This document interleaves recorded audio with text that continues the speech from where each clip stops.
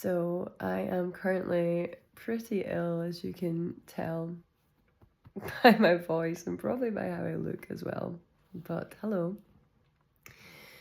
I might need to cough throughout this video. I will try and pause it, but I just want to share something that I am experiencing right now and that I feel I'm anchoring in right now and what I'm learning. And there's so much downloads coming through.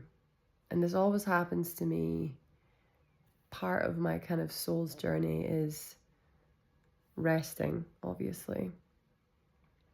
But what happens when I rest, and I do believe that this is true for everyone, when people learn how to truly rest, is we receive upgrades, we receive information, and we're able to tap into other realms, into higher realms, to receive healing from spirit, from angels, and from so many beings that have our highest good and the highest good of all in their hearts.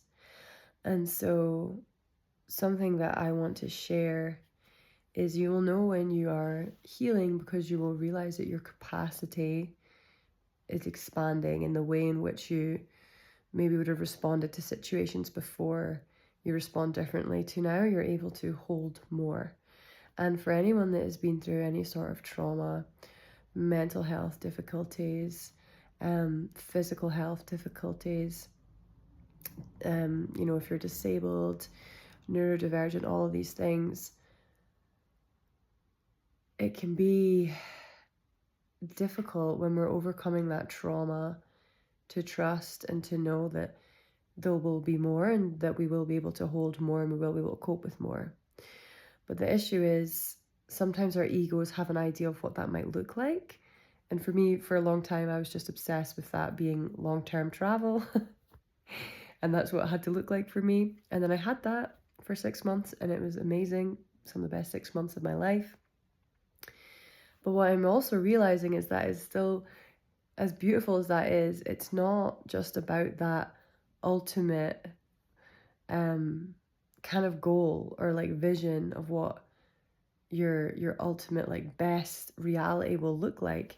It's about your capacity to hold more space for yourself, to have deeper connections with people in your life, to heal from past wounds and relationships and romance, to speak your truth, even when, and most importantly, when it's really hard, right? To heal from things that happened to you when you were young, to be able to share your truth with the people that kind of need to hear it in order for you to live more freely, whether that's your family members or close friends, or it might even, impact work.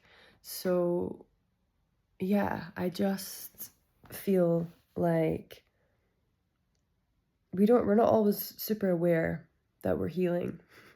It doesn't have to be, going traveling or a big goal like that that's like, wow, I did it. It's in the little things as well. How you hold yourself, how you assert your boundaries. It's another thing I'm relearning right now. How to be clear on your boundaries and your energy levels and all of that. And how to just trust, to know, to really trust in your body signals and to know like what's right for you and that you are where you're supposed to be. Because our egos love to go into the future and go, no, I should be doing this thing because other people are doing this thing. Your journey is completely unique to you. It's your journey. It's not someone else's journey. You've been through things that the other person hasn't been through that mean that you are where you are currently on your path right now for a reason. And I think it's really important to honour that, especially in this time of social media, a huge digital age, when we're constantly being fed, constantly consuming this like perfect realities and things like that. So yeah, when you feel overwhelmed, when you're comparing, whether it's yourself to other people or whatever, come back to your body.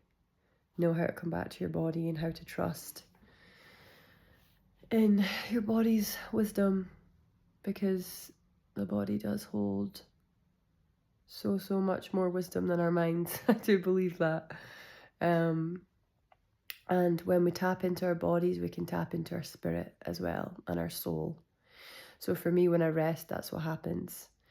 I can tap into a whole lot of wisdom that's harder to have access to if I am, busy doing the human shit.